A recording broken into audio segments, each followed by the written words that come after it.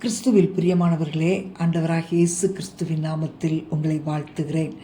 என்னாகமம் 24:9 உங்களை ஆசீர்வதிக்கிறவன் ஆசீர்வதிக்கப்பட்டவன்.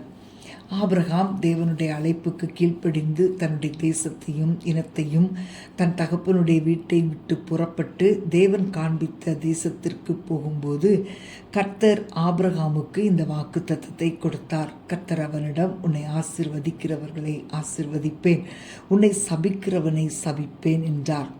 தேவனுக்கு சிநேகிதன் என்று எல்லாராலும் அறியப்பட்ட ஆபிரகாமின் சந்ததியினரும் கூட இந்த ஆசீர்வாதத்தை ஆபிரகாமின் நிமித்தம் அனுபவித்தார்கள்.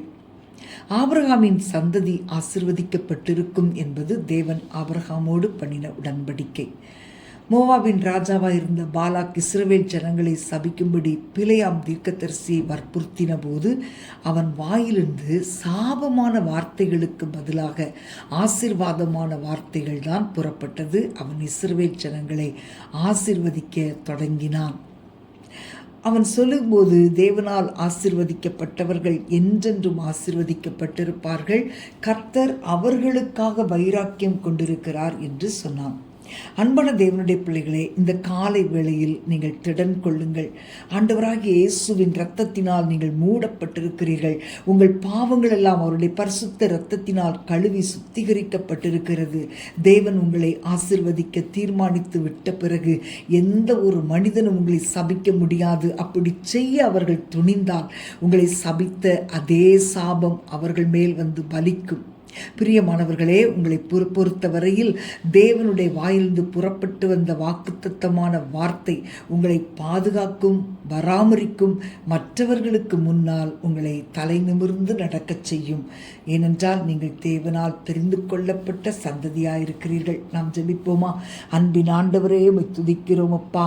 நாங்கள் உம்மால் ஆசீர்வதிக்கப்பட்டவர்களாய் இருக்கிறபடியால் உமக்கு நன்றி செலுத்துகிறோம்.